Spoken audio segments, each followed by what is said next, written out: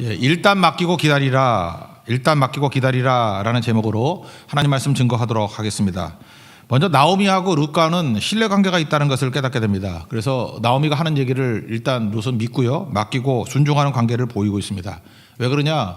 나오미는 뭘 시키든 간에 잘 되라고 하는 거지 이렇게 넘어뜨리는 명령 안 한다라는 믿음이 있기 때문에 그렇습니다. 그러니까 나오미는 자기 인생과 가정의 사다리지 함정이 아니다. 이걸 믿는 것 너무너무 중요하다고 생각을 합니다. 지금 나오미가 생각하는 겁니다. 처음에는 모든 게 순조롭게 됐어요. 나오미의 꿈이 뭐죠? 보아스하고 룻을 결혼시키는 거. 처음에 순조롭게 돼가는 것 같습니다. 잘 되는 것 같아. 그랬죠. 보리 추수부터 밀 추수까지 이스라엘 백성들은 다 압니다. 7주입니다. 7주. 그러니까 7주 동안 매일 가가지고 이삭 줍기를 했으니 7주가 적은 게 아니라 거의 2달인데 2달 동안 왔다 갔다 하니까 나오미는 생각하기를 순조롭게 돼가는구나, 이제 점점 돼가는구나, 이런 생각을 했습니다. 근데 7주나 지났음에도 불구하고 그 다음이 없는 거예요. 진척이 없는 거예요. 그러다 보니까 조급한 마음이 생겼습니다. 그러니까 뭐 something이 있기를 원한다, something도 없고 진척도 없고. 그래서 나오미가 뭐든 해야 되겠다 이런 마음을 가지고 나오미가 먼저 룻에게 제안을 합니다. 여기 1절 같은 데 보니까 안식할 곳을 구하라. 이거는 뭐 말이 어렵지, 결혼하라 그런 얘기예요. 그죠? 뭐 결혼하라, 뭐 안정적인 가정을 이루어야지, 그럴 때 뭐 결혼하라 그런 뜻이잖아요. 그러니까 결혼했으면 좋겠다 그런 뜻이고, 2절에 나오는 건데 여기 본질이 나옵니다. 보아스는 친족이다 이런 뜻이에요. 고엘 제도를 얘기하고 있습니다. 여자들에게는 권리가 하나도 없었습니다. 여자들에게 어떤 재산이라든지 어떤 가계를 잇는 어떤 그런 권리를 주기 위해서 가능성이 하나도 없는데, 그래서 고아와 가부가 제일 불쌍한 거예요. 그런데 그 길을 하나 딱 열어준 게 뭐냐면 고엘 제도라고. 고엘 제도고 그냥 영어로 하면은 리디머라 그랬죠. 그래서 땅도 물을 수 있어요. 그러니까 돈이 없어가지고 땅을 팔아먹었죠. 팔아먹었는데, 그러니까 뭐 정당하게 돈 주고 팔아먹은 거 아니에요. 그런데 이 기업 물을 자 리디머가 와가지고 돈을 주면 무조건 팔아야 돼요. 그걸 물은다 그러죠. 바둑 두면은 한 수만 물러줘 그러잖아요. 안 물러주는데 이렇게 물러주면은 또 좋아지잖아요. 그죠? 마찬가지로 돈이 없어서 땅을 팔았지만, 팔면 안 되는 거지만 팔면은 물러줄 수 있는 거, 그런 권리를 갖고 있는 게 리디머라고 해요. 고엘이라고. 고엘. 레위기 25장 24절 25절에 쭉 나와 있습니다. 원래 땅은 파는 거 아니다. 그런데 그 리디머가 와가지고, 고엘이 와가지고 땅 무르기를 원하면 허락해라. 레위기 25장 24절이에요. 그리고 25절에 반드시 그 형제에겐 그런 권한이 있으니까 반드시 팔아야 되느니라, 이런 얘기가 나오고요. 또 한 가지는 그 아들에 관한 문제거든요. 아들이 있어야지 재산도 물려받고 그 지파를 떠나지 않잖아요. 그 땅이, 재산이. 그래서 그거에 대한 얘기는 또 25장이에요. 신명기 25장 5절과 6절에 나오는데, 과부가 된 여자는 딴 데 시집 가면 안 되고 그 남편의 형제 중에 하나하고 결혼을 하라, 그런 얘기예요. 그러면은 그 여인이 낳은 첫 아들은 죽은 형제의 이름을 잇게 된다. 그러니까 양자 개념이에요. 우리가 로마서에도 나오잖아요. 예수 믿으면 양자가 된다고. 그래서 이 고엘 제도는 사실은 리디머, 예수님을 보여주기 위한 구약의 어떤 세팅이다, 이렇게 말하면 틀리지 않습니다. 그래서 양자가 돼버리는 거예요. 그러니까 이 리디머의 입장에서 놓고 볼 때 이익되는 게 하나도 없죠. 그러니까 리디머의 조건은 3가지 조건이 있어야 돼요. 첫째는 능력이 있어야 되고요. 제일 중요한 게 혈연이죠. 혈연. 가족이어야 되고 혈연이 있어야 되고, 두 번째는 자원하는 마음이 있어야 되고, 세 번째는 능력이 있어야 돼요. 그러니까 혈족이 돼야 되고 능력이 있고 자원하는 마음, 이 3가지가 없으면 안 하죠. 왜?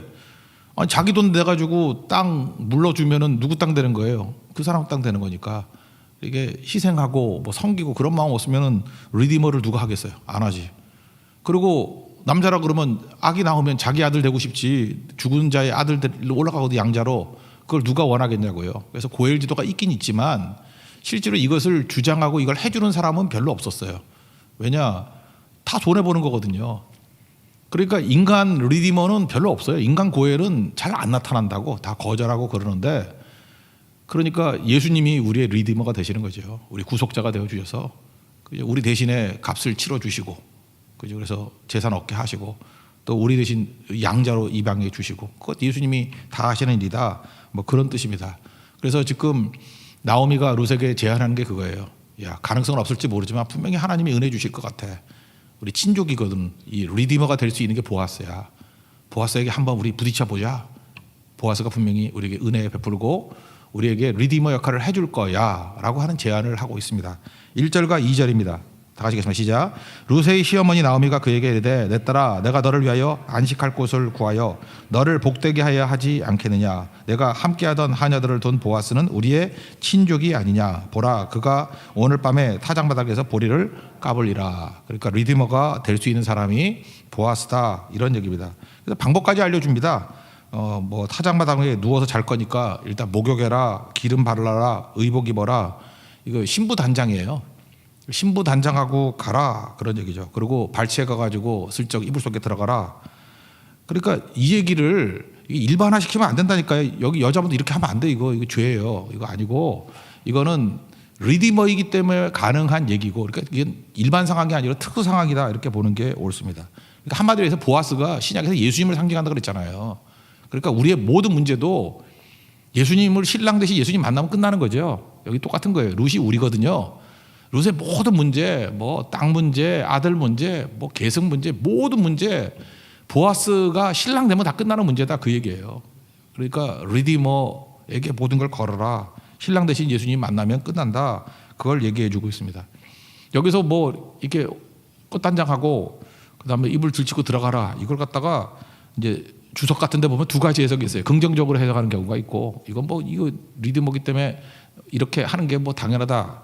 그리고 또 하나는 좀 위험한 행동으로 보는 해석이 있는데, 저는 후자도 의미가 있다고 생각을 해요. 사실은 이거 예의에 맞는 거 아니고요. 원래 남자가 먼저 해주는 건데 여자가 이렇게 적극적으로 나가면 안 되는 것 같아요. 제가 아무리 봐도 이거 위험한 행동이고 하다고요. 그런데 우리의 신랑 대신 예수님이 너무 좋기 때문에, 보아스가 너무 좋기 때문에, 자상하기 때문에 좀 이렇게 무모하게 해도 되는 거예요. 그러니까 예수님께 모든 걸 거는 사람들은 좀 무모하게 가는 거예요. 예를 하나만 들어보면 12의 혈루증을 앓았던 여인이 있습니다. 마태복음 9장에 나오는데 12의 혈루증이니까, 혈루증이 뭔지 아시죠? 이렇게 유출병이니까 몸에서 뭐가 이렇게 액체 같은 게 나오면은 전염이 된다 그래서 이스라엘 사람들은 되게 싫어했습니다. 그거. 그래서 부정하다 그러고 하여튼 손만 대도 이게 부정해지는 거예요. 근데 그 여자가 자기만 생각하는 거죠. 예수님의 옷자락에 손만 대기만 해도 내 병이 나을 것이다. 그리고 예수님의 옷자락에 손을 만졌어요. 이게 만약에 예수님이 아니라 그러면, 일반 사람이라 그러면은 그 혈루증 앓은 여인이 손대면 같이 부정해지는 거예요. 7일 동안 부정해지고 아무 일도 못 해요. 지금도 마찬가지 아니에요. 뭐 이렇게 이 팬데믹이 있어가지고 뭐 이렇게 접촉하면 2주 동안 격리 그러면 아무것도 못 하잖아요. 그죠? 그런 거 똑같은 거라고. 그러니까 이 여자는 자기 입장에서 생각해서 한 행동이지, 상대척의 입장을 놓고 본다 그러면 굉장히 무례하고 무모한 행동이죠. 근데 예수님이 이렇게 했다고 막 화를 내셨나요? 누가 내 옷자락에 손댔어? 손대면 나와. 나 2주간 격리잖아. 그런 거 없었다고. 그죠? 뭐라 그래요? 딸아 안심하라. 딸아 그러는 게 이게 친근한 얘기라 그랬죠. 여기 보세요. 예수님이 많이 들어봐야 33살이에요. 나이 많이 들어봐야 33살. 근데 예수님이 총각이 그 딸아 그런다는 건 이건 애칭이지. 그죠? 여기 나오는 모든 친구들이 그 애칭이라고 생각하면 맞다는 것입니다. 내 믿음이 너를 구원하였느니라. 그러니까 즉시 구원을 받았다 그런 얘기가 나오죠. 그러니까 예수님은 너무 좋으신 우리 신랑이기 때문에 조금 이렇게 무모하고 조금 무례하게 나가도 예수님은 품어주신다 그런 뜻이죠. 마가복음 2장에 보면은 그 중풍병 환자가 있지 않습니까? 친구 4명이 와서 지붕 뚫고 내리잖아요. 지금도 예배 드리는데 여기 뭐 뚫을 수도 없겠지만 여기 뚫어가지고 막 내려와가지고 그러면 우리 얼마나 그 무례하다 그러겠어요. 예배 끝나고 하지 지금 뭐 하는 거야? 그러지 않겠어요? 근데 예수님께서 그걸 바라보시고도 뭐라 그래요? 친구의 믿음을 보시고 고쳐주셨다 그런 얘기가 나오잖아요. 그러니까 저는 이게 백보양보해서 무례한 일이고 어떤 무모한 일이고 그렇다고 생각을 합니다. 이렇게 하는 건 아니거든요. 그래도 너무너무 좋은 신랑 된 보아스가 그를 품어주고 이끌어 주더라는 거예요. 그거를 좀 포인트로 잡았으면 좋겠습니다. 예수님은 보아스보다 몇 배 더 좋죠. 예수님께는 좀 무모하게 더 나가고 좋으신 우리 신랑 되신 예수님께 자꾸만 나갈 줄 아는, 그래서 우리에겐 담대함이 필요하고 예수님은 자상하시기 때문에 얼마든지 그게 가능하다. 그걸 꼭 붙들었으면 좋겠습니다. 3절부터 6절까지 읽겠습니다. 시작. 그런즉 너는 목욕하고 기름을 바르고 의복을 입고 타작마당에 내려가서 그 사람이 먹고 마시기를 다하기까지는 그에게 보이지 말고 그가 누울 때 너는 그가 눕는 것을 알았다가 들어가서 그의 발치 이불을 들고 거기 누우라. 그가 내 할 일을 내게 알게 하리라 하니 룻이 시어머니에게 이르되 어머니의 말씀대로 내가 다 행하리이다 하니라. 그가 타작마당으로 내려가서 시어머니 명령대로 다 하니라. 이거는 뭐 유혹적인 행동이다 그렇게 말하기는 좀 그런 것 같고, 제한적으로 리디머기 때문에 무모하지만 적극적인 행동을 했다. 이렇게 보는 게 좋습니다. 그러니까 시어머니의 말을 신뢰한 거죠. 그래서 하라는 대로 하겠습니다라고 하면서 순종하더라. 그게 아름다운 모습입니다. 여기서 알 수 있는 게 뭐죠? 룻은 담대했고 보아스는 자상했다는 것입니다. 이런 식으로 프로포즈 하는 거는 힘든 일이고 긴장된 일이고 아마도 룻도 마음이 콩닥콩닥 뛰고 막 그랬을 거예요. 근데 자다가 이게 뭐 느낌이 맞겠죠. 밤중에 보아스가 뭘 인기척을 느끼고 깜짝 놀란 거예요. 안 놀라겠어요, 남자들? 뭘 딱 봤더니 물컹해. 그랬더니 뭐 어떤 여자가 뭐 꽃단장하고 와가지고 인사하니 놀라겠죠. 여자가 뭐라 그럽니까? 당신의 여종 룻입니다. 되게 겸손하게 표현을 합니다. 당신의 옷자락을 펴 당신의 여정을 덮으소서, 이런 표현을 써요. 이거 어디서 많이 듣던 얘기죠. 보아스가 처음 룻 만났을 때 2장 12절에 그런 말씀이에요. 여호와께서 그의 날개 아래에 보호하시고 내게 온전히 상 주시기를 원한다. 여호와의 날개 그늘 아래 보호해 주기를 원한다. 2장 12절에 나오거든. 요거를 머릿속에 캐치를 딱 한 거예요. 그러고 난 다음에 그 용어를 그대로 사용해 가지고 또 얘기를 합니다. 그러니까 최근에 뭐 어떤 젊은 당대표가 있었다면 뭐 다 아시죠? 36살 된 어떤 당대표가 뭐 임재범의 노래를 패러디 해가지고 취임사를 했다며. 저도 뭐 그 노래 좋아하는데 뭐 변화에 대한 뭐 생각하는 거 뭐 거친 생각들, 그리고 또 뭐죠? 뭐 그것을 바라보는 뭐 당원들인가의 불안한 눈빛, 또 그걸 바라보는 뭐 전쟁과 같은 치열함, 이런 거, 그죠? 그 노래에서 딱딱 나오는 거, 그런 단어를 딱 이용해 가지고 하니까 웃음이 나오잖아요. 아, 이거 재치 있네, 뭐 이러는 거, 그죠? 뭐 그런 걸 느끼죠. 똑같은 걸 느꼈을 거라고. 보아스가 이제 룻이 하는 얘기가 내가 했던 말 그대로 따라하네 하면서 웃고, 밉지 않잖아요. 겸손함도 있고 재치도 있고 웃음도 있고. 그러니까 사람이, 여자가 얼굴만 예쁘면 안 되고 이렇게 머리도 돌아야 돼. 룻은 예쁘지 않다니까요. 예쁘다는 얘기 하나도 없다니까. 예쁘면 성경은 얘기한다 그랬잖아요. 예쁘지 않아요. 근데 재치가 있고 머리가 팍팍 도니까 역시 괜찮은 여자군, 호감을 얻게 되었다. 뭐 그런 정도로 이해했으면 좋겠습니다. 8절 9절 읽겠습니다. 시작. 밤중에 그가 놀라 몸을 돌이켜 본즉 한 여인이 자기 발치에 누워 있는지라. 이르되 내가 누구냐 하니 대답하되 낭인은 당신의 여종 루시오니 당신의 옷자락을 펴 당신의 여정을 덮으소서. 이는 당신이 기업 물을 자가 대민이다 하니. 말한 거 그대로 얘기해 주면서 당신이 나의 리디머 되십니다. 그랬더니 보아스가 참 좋은 자상한 남자잖아요. 그래서 안심시켜 줍니다.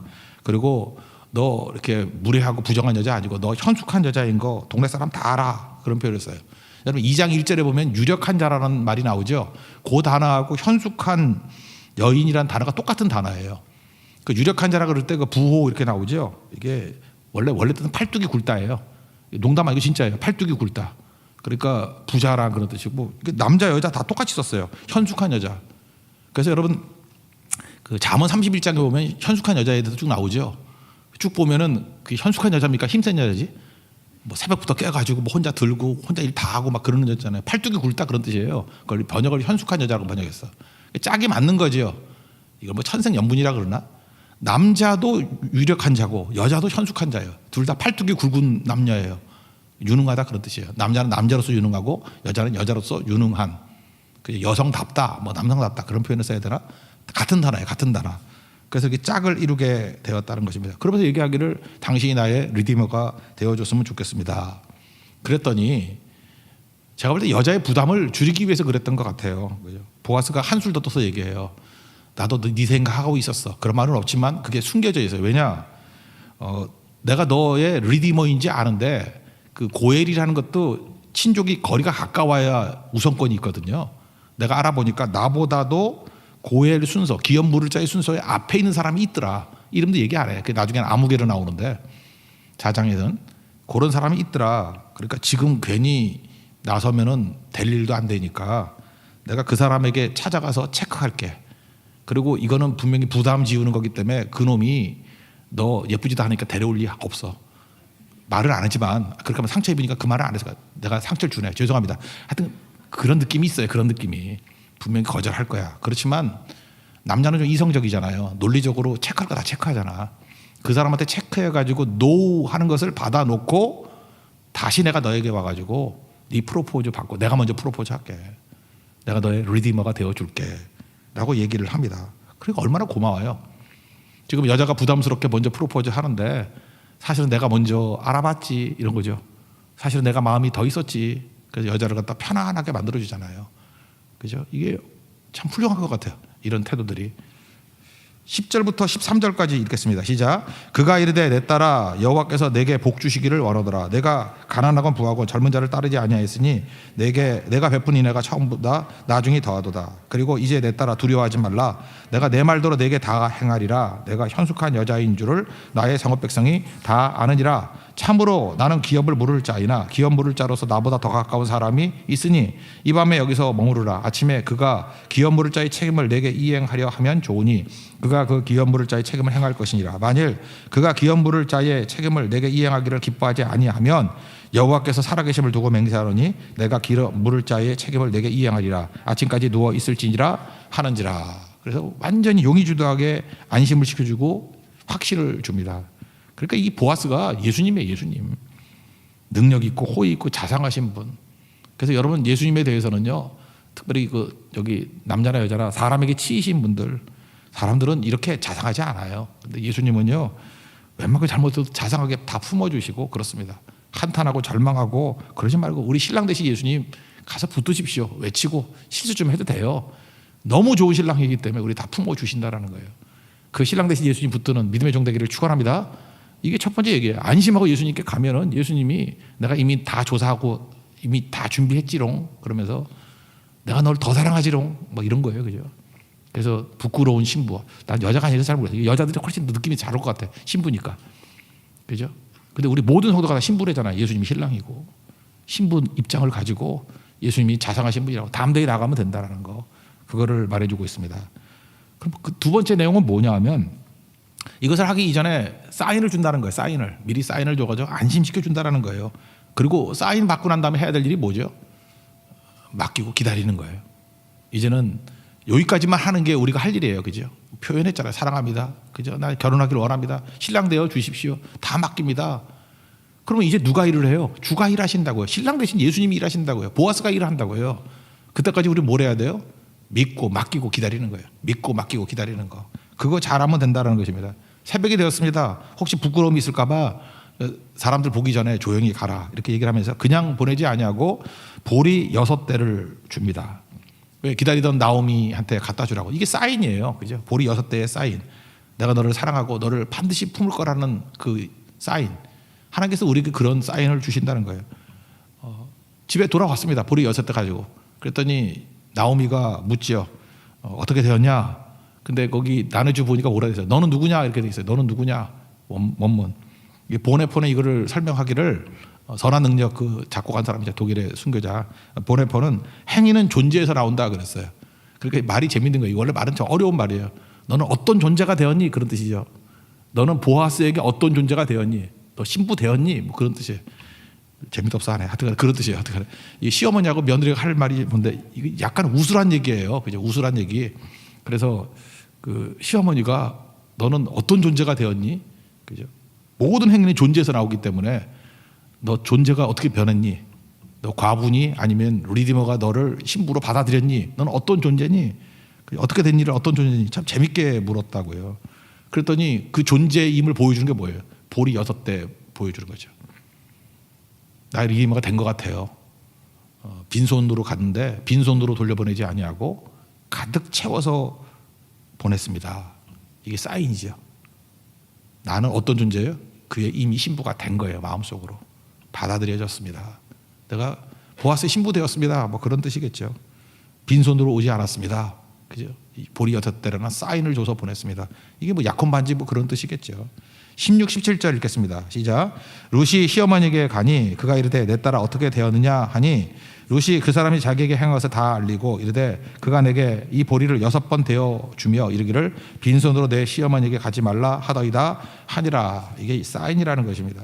이건 엘리야가 3년만 동안 비가 오지 않을 때 아무리 기도해도 비가 안 오잖아요. 그랬더니 비서 보냈더니 손바닥만한 그룹이 보입니다. 그랬더니 그게 사인이에요. 보리 6대.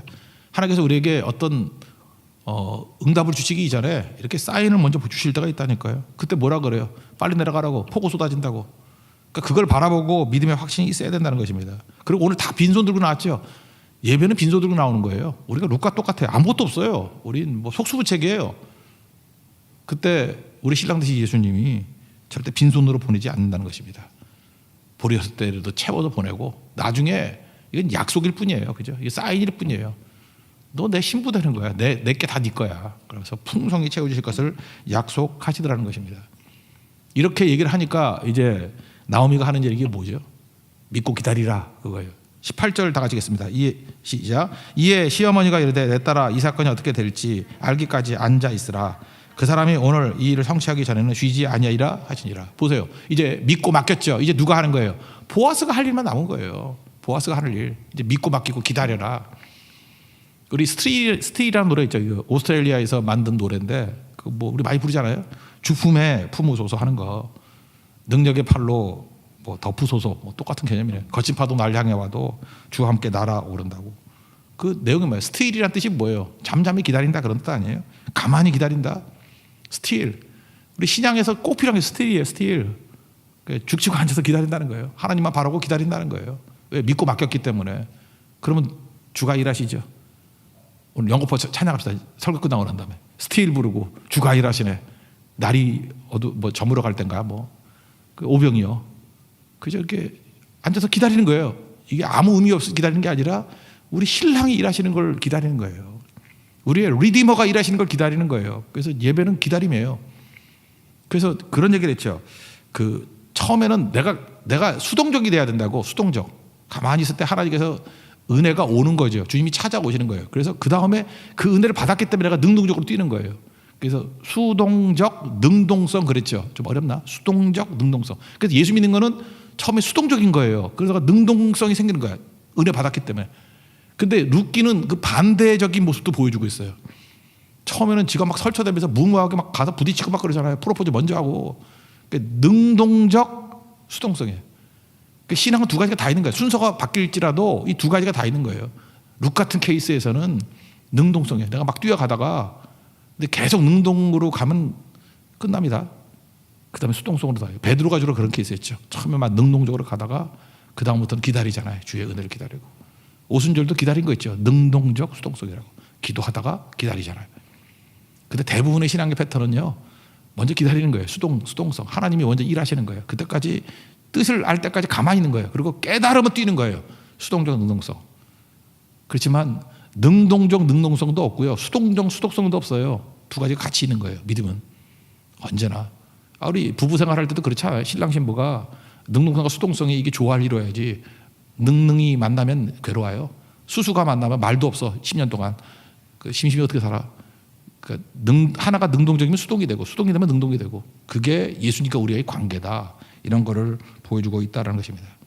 여기 보니까 나오미가 명확히 알고 있는 게 뭐예요? 맡기면은 그가 완성한다는 거죠. 그가 쉬지 않고 일한다고. 그 히브리서에서 배웠죠. 안식 개념이 뭐예요? 맡기는 거라고. 완성은 내게 있지 않아요. 내가 열심히 능동적으로 뛰는 거예요. 뛰고 마지막 순간에 주님께 맡기고 기다리는 거예요. 완성은 누가 시켜요? 하나님이 하신다는 거예요. 그래서 여러분들 온전하게 완성시키려고 그러면 오늘도 맡기십시오. 사업의 문제들 주님께 맡기십시오. 관계의 문제도 우리 뛰었죠. 이제 맡겨야 돼요. 우리 어떤 질병 때문에 그 병과 싸우고 막 그랬잖아요. 인간이 할 수 있다가 거기까지 맡겨야 돼요. 완성을 주님이 해 주시는 겁니다. 일으켜 주시고 회복시켜 주시고 우리에게 이끌어 주실 것입니다. 우리 믿고 맡기는 하나님의 거룩한 종 되기를 축원합니다. 자리에서 일어나겠습니다. 스틸 찬양하겠습니다. 주품에